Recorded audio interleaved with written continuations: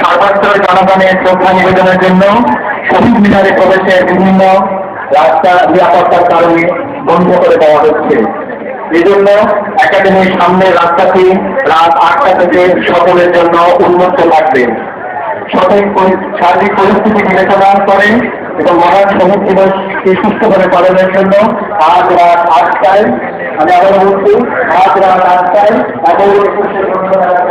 শেষ হবে। সকলের সহযোগিতা একান্তভাবে কামনা করি।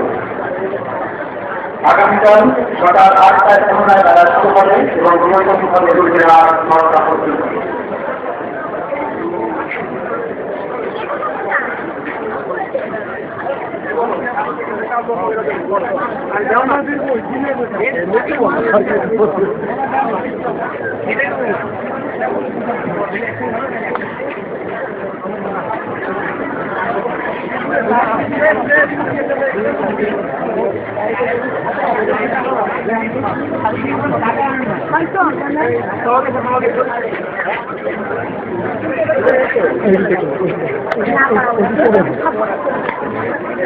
আমি খুব রেগে যাচ্ছি।